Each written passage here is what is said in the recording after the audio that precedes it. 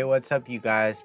It's Ryan from Sun Zeus in the house, and I've been getting some requests from people wanting to know how I produce and engineer some of the sounds that I put into some of my songs. So I thought I'd give you a little sneak peek into the vocal production on my upcoming single, Cold As You, which releases July 31st. I was inspired by that distorted, trippy auto-tuney sound that Travis Scott uses in a lot of his ad-libs and Kanye West uses on songs such as Runaway and Love Lockdown. So let's go into Pro Tools and find out what's going on. So here we are in the rough mix session. I wanted to add some ad-libs around the later part of the bridge into the last chorus to give it a real good climax. First, I'll play the last chorus without the ad-lib, and then I'll play the naked ad-libs, and we'll work to the finished pre-mix version of the sound.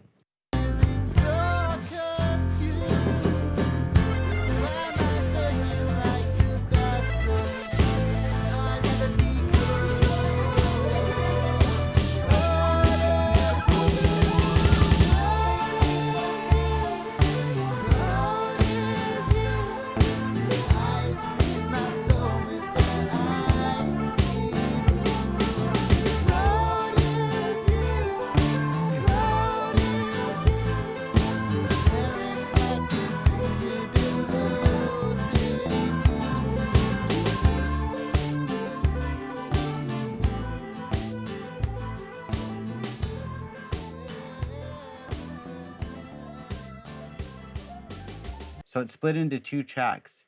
It's the end libs and the bridge libs because sometimes they overlap. So I'll play just those ones naked right now, no processing. What to do, what to do? Ha, ha. So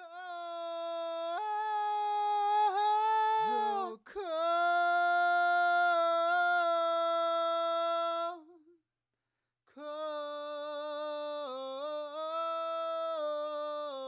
I see blue.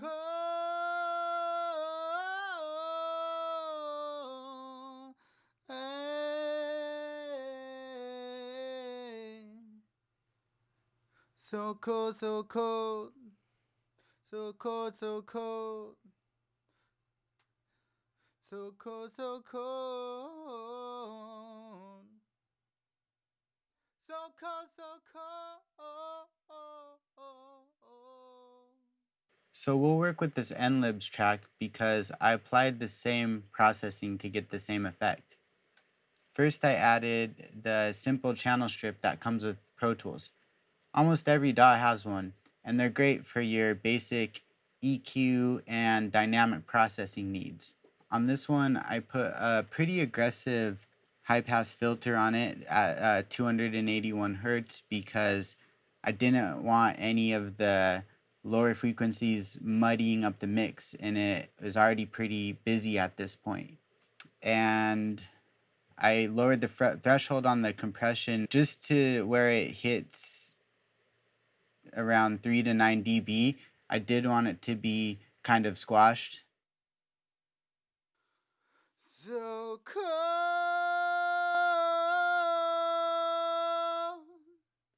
Cold.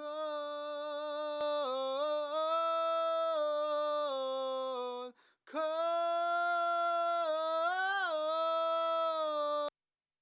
Now the next step is where I get a lot of the sound. You may have noticed there are some pitchy parts that I left in, and on the normal vocal, I would work to retrack those to get them as close as I can if I'm going for more of a transparent sound, because I don't want the artifacts from the tuning, and it's better to just get a good performance anyways.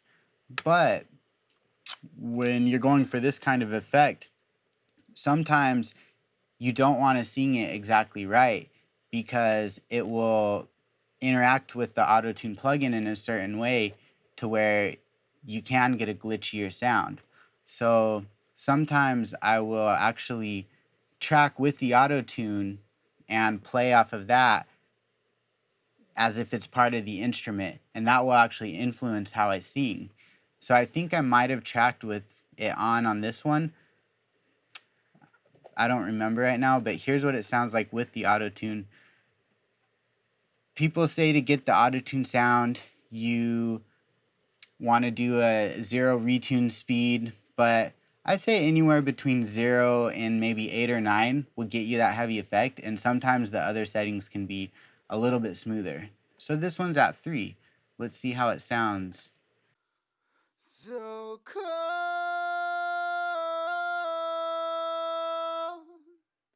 cold, cold.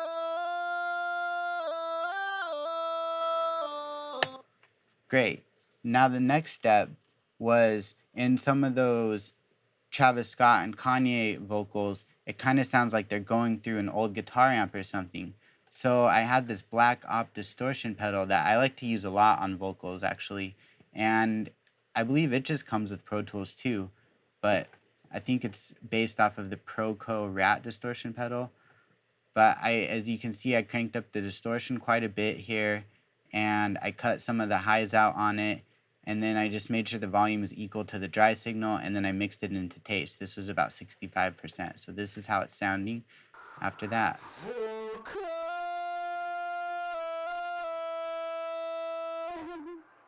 cold,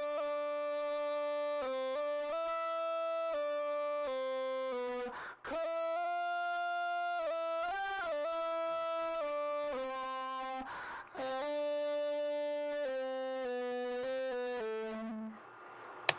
Great. And that distortion will also compress this signal a little bit too to make it fit in the mix nicely. That's pretty much the bulk of the sound, and then I went ahead and just added the stock flanger from Pro Tools and mixed that in at 60% just to kind of give it a trippier sound. So cold,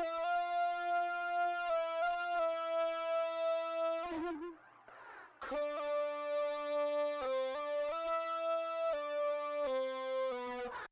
And the Isotope Vinyl plugin, which is free, and I just put the warp up here to about 26% because that'll just give it a little more instability. And I think that kind of fits the mood of the song because it's going into this emotionally unstable part. And so if we can accentuate that with the production, maybe it can tell the story better. So cold, Without it, with it.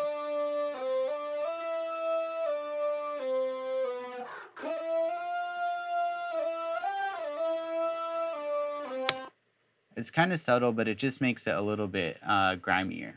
Then lastly, I put in the Slop delay. Used a lot of the stock Pro Tools plugins because they're great. This is 164 milliseconds, about 4 on the feedback. And then what I like to do to a lot of my plates and delays is then go in with the EQ and cut out some of the lower frequencies because they can also contribute to muddying up the mix if there's too many low frequencies in those ambient time-based processing effects. So there's the slop delay and then the regular delay. That was negative 25.6 dBs, and then this is negative 16.3. And I just used again the stock mod delay 3. I love this one because you can kind of do ping pong effects and make it seem like it's a little wider. On this one, I put the groove, I offset it negative 4 and 4. So it kind of sounds like it's not right on time, and it makes it a little bit wider. I cut some of the highs out so that it wouldn't be too crispy, and I set one side to quarter note delay and one side to a half note delay. And what I like to do on those is on the half note, I'll turn the feedback about half as much as a quarter note because then they ended up ending around the same time. So here's what it sounds like with those.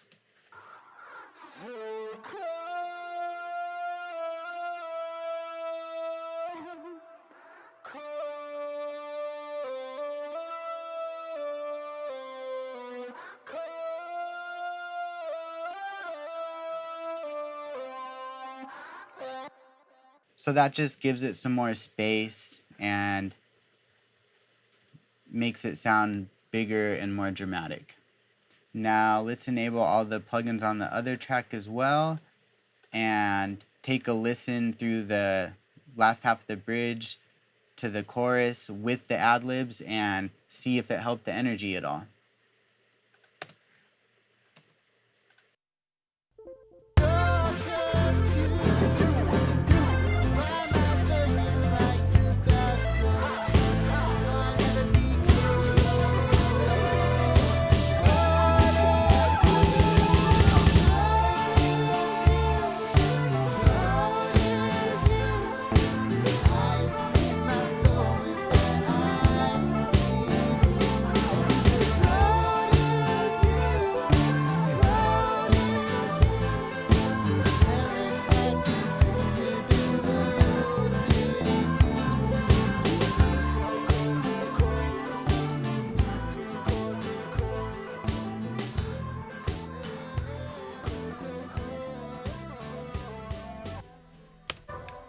So as you can see, being intentional about when and where you add ad-libs and how you process them can really go the extra way to making your track sound a little bit more like a finished record.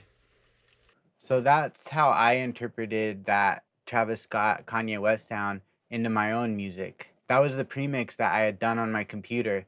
The final mix and master was done by one of my best friends, Jack Roberts, at Six Studio in Lafayette, Colorado. I will link to a few examples of his work down in the description. He's an amazing songwriter and producer, in addition to being a super dope mixing engineer and best friend.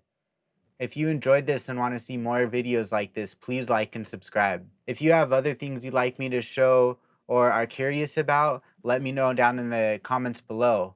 And until then, just have a wonderful day, okay?